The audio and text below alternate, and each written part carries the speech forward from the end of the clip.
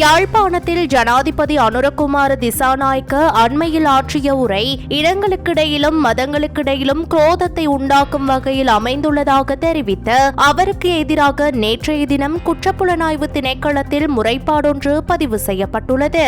பிவிதுரு ஹெல உரிமைய அமைப்பின் இளைஞர் விவகார செயலாளர் குமார ராஜரத்ன உள்ளிட்ட பிரதிநிதிகள் குழுவினரே இந்த முறைப்பாட்டை பதிவு செய்திருந்தனர். ஜனாதிபதியின் கருத்துக்கள் நாட்டின் ஐக்கியத்திற்கு அச்சுறுத்தலாக இருப்பதாகவும் இது தொடர்பில் உடனடி விசாரணைகள் முன்னெடுக்கப்பட வேண்டும் என வலியுறுத்தியுள்ளனர். கடந்த 16ஆம் திகதி ஜனாதிபதி அனுரகுமார திசாநாயக்க ஆற்றிய உரையானது சமூக வலைதளங்களில் பெரும் சர்ச்சையை ஏற்படுத்தியுள்ளதாக முறைப்பாட்டாளர்கள் சுட்டிக்காட்டுகின்றனர். குறிப்பாக வடக்கு மற்றும் தெற்கு மக்களுக்கிடையே விரிசலை ஏற்படுத்தும் உள்நோக்கத்துடன் இந்த கருத்துக்கள் முன்வைக்கப்பட்டுள்ளதாக அவர்கள் குற்றம் சுமத்துகின்றனர். இதுகுறித்து ஊடகங்களுக்கு கருத்து தெரிவித்த குமார ராஜரத்ன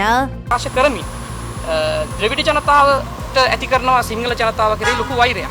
ඒ වගේම නිදහසේ තමන්ගේ සංස්කෘතික දායාදයන් වෙච්ච තමන්ගේ ආගම නිදහසේ අදහන්න තමන්ට ඕන තැනකට යන්න තියෙන නිදහස අයිතිය ආගම අදහන තියෙන අයිතිය මෙලෙස නැති කරන්න තරම් ඔබේ බලය මේ විදිහට පාවිච්චි කරමින් මේ ජනතාව අවුස්සන්නේ නැවතත් මේ රටේ ලේ පිලක් බවට පත් කරන්නද කියන පැනය මේ වෙලාවේදී අපි අහන්න කැමතියි. ஜனாதிபதி தனது உரையின் மூலம் இனங்களுக்கிடையிலும் மதங்களுக்கிடையிலும் வன்முறையையும் பிரிவினையையும் ஏற்படுத்த திட்டமிட்டு முயற்சித்துள்ளார். இது தண்டனைக்குரிய குற்றமாகும். புனித பூமிகளை மையப்படுத்தி அவர் வெளியிட்ட கருத்துக்கள் பௌத்த மக்கள் வடக்கு நோக்கி வருவது குரோதத்தை பரப்புவதற்கே என்ற தோரணையில் அமைந்திருந்தன.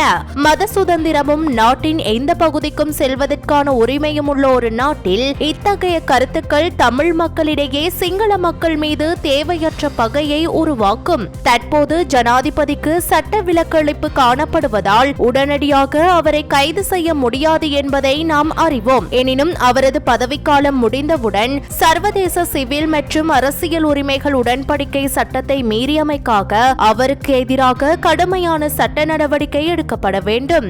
ஜனாதிபதியின் இந்த கருத்துக்கள் தொடர்பில் அனைத்து சட்ட ரீதியான ஆதாரங்களையும் குற்றப்புலனாய்வு திணைக்களத்திடம் கையளித்துள்ளோம். அவரது பதவிக்காலம் நிறைவடைந்ததும் அவரை கைது செய்து நீதிமன்றில் முன்னிலைப்படுத்துவதற்கான பணிகளை இப்போதே ஆரம்பிக்குமாறு கோரிக்கை விடுத்துள்ளோம் என்றார்.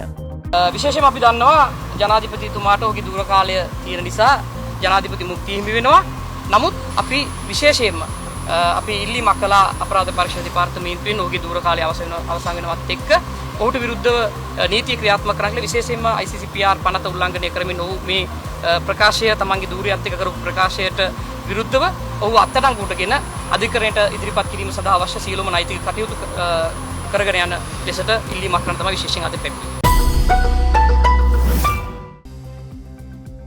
கண்டி கலஹா தெல் தோட்டவத்த பகுதியில் அமைந்துள்ள ஸ்ரீ முத்துமாரியம்மன் கோவில் அருகே ஒரு பெரிய நீல நிற பாறை தோன்றியதை அடுத்து அங்கு போலீசார் குவிக்கப்பட்டு பாதுகாப்பு தீவிரப்படுத்தப்பட்டுள்ளது. இந்த பாறை ஒரு ரத்தினக்கல்லாக இருக்கலாம் என சந்தேகிக்கப்படுகிறது. டிட்வா சூறாவளியின் போது ஏற்பட்ட மண் சரிவுடன் இந்த பாறை உயர்ந்த பகுதியில் இருந்து தாழ்வான பகுதிக்கு தள்ளப்பட்டதாக சந்தேகிக்கப்படுகிறது. இந்த மண் சரிவால் பல வீடுகளும் அப்பகுதியில் உள்ள கோவிலும் சேதமாகின. இந்த கோவில் மார்ச் மாதம் திறக்க திட்டமிடப்பட்டது. பேரழிவுக்கு பிறகு கோவிலுக்கு அருகில் பல்வேறு வண்ணங்களில் ஒரு கல் முதலில் காணப்பட்டதாக கூறப்படுகிறது. மேலும் இரவு நேரங்களில் அந்த கல் மிகவும் ஒளிர்ந்துள்ளதாகவும் கூறப்படுகின்றது. இதனை அடுத்து குறித்த பாறையை பார்க்க ஏராளமான மக்கள் வருகை தந்துள்ளனர். இதனை அடுத்து குறித்த பகுதியில் பாதுகாப்பு பலப்படுத்தப்பட்டுள்ளது. சுமார் 1 டன் எடையுள்ள இந்த பாறையை நேற்று மாலை ரத்தினக்கல் மற்றும் நகைகள் ஆணைய அதிகாரிகள் குழு ஆய்வு செய்தது. இது ஒரு கொத்து வடிவில் உள்ள ஒரு சிறப்பு வகை பாறை எனவும் ரத்தின கல்லா என்பதை இன்னமும் உறுதிப்படுத்த முடியாமல் உள்ளது எனவும் ரத்தின கற்கள் மற்றும் நகைகள் ஆணைய அதிகாரிகள் தெரிவித்துள்ளனர். ரத்தின கற்கள் மற்றும் நகைகள் ஆணைய அதிகாரிகள் சில நாட்களில் மீண்டும் அந்த இடத்தை ஆய்வு செய்ய உள்ளனர். மேலும் பாறை தொடர்பாக நிரந்தர முடிவு எட்டப்படும் வரை சிறப்பு பாதுகாப்பை பயன்படுத்த போலீசார் நடவடிக்கை எடுத்துள்ளனர். ஹம்பாந்தோட்டை மாகம்புர துறைமுகத்தில் 1000க்கும் மேற்பட்ட சொகுசு வாகனங்கள் 1 வருடத்தை அண்மிக்கும் வகையில் வெளியிடப்படாமல் தேங்கி கிடப்பதாக பாராளுமன்ற உறுப்பினர் ரோஹித அபேகுணவர்தன தெரிவித்தார். பாராளுமன்றில் இன்று இதனை தெரிவித்த அவர், ඔබතුමා දන්නවා මේ වන විට හම්බන්තොට වරාය වාහන 10කට වැඩිය. Cross border. ඒ අරුව ආපු වාහන 10ක් විතර එහෙම්මම හිර වෙලා තියෙනවා. දැන් මේකට අවුරුද්දකට ආසන්න විතර කාලයක් මේ වාහන එහෙම් පිටින්ම හිර වෙලා තියෙනවා ගරුවමතුමා. இந்த வாகனங்கள் கிராஸ் போர்டர் நடைமுறையில் இறக்குமதி செய்யப்பட்டுள்ளது. இதற்கு முன்னரும் இந்த நடைமுறை இருந்துள்ளது. இதற்கான உரிய நடவடிக்கை எடுக்கப்பட வேண்டும். இது தொடர்பில் வழக்கு பதிவு செய்யப்பட்டிருந்தால் ஏல விற்பனை செய்தாவது அந்த பணத்தை நீதிமன்றத்தில் வைப்பிலிடுமாறு கேட்டுக்கொள்கிறேன். இந்த வாகனங்கள் கடலை அண்டிய பகுதியில் நிறுத்தி வைக்கப்பட்டுள்ளதால் இதன் சென்சர் போன்றன பழுதடைந்து இயங்காத தன்மை ஏற்பட்டுள்ளது. மேலும் நீண்ட காலமாக நிறுத்தப்பட்டுள்ளதால் துறைமுக டெமரேஜ் கட்டணம் செலுத்தப்படுவதால் வாகனங்களின் விலைகளும் அதிகரிக்கக்கூடும். மேலும் இந்த வாகனங்கள் வெளியிடப்படவில்லை என்றால் பாவிக்க முடியாத தன்மையும் ஏற்பட எனவும் குறிப்பிட்டுள்ளார். මේක වාහනයක්වත් පාවිච්චි කරගන්න බෑ. පදේතුව සෙන්සර් නොයෙකුත් නවීන මාදිලිය ක්‍රමවේදයන් මේක පාවිච්චි කරගන්න බෑ. නිසා මේ ගැන ඔබතුමා මොකද්ද දරන මතය කියන එක මම දැනගන්න. ஈஸ்டர் ஞாயிறு பயங்கரவாத தாக்குதல்களுக்கு பின்னால் உள்ள உண்மையை குறிப்பிட்ட காலக்கெடுவிற்குள் வெளிப்படுத்துவதாக உறுதியளித்த போதும் அந்த விசாரணைகளில் முன்னேற்றம் மிகவும் மெதுவாகவே உள்ளதாக கத்தோலிக்க ஆயர்கள் பேரவை குற்றம் சுமத்தியுள்ளது.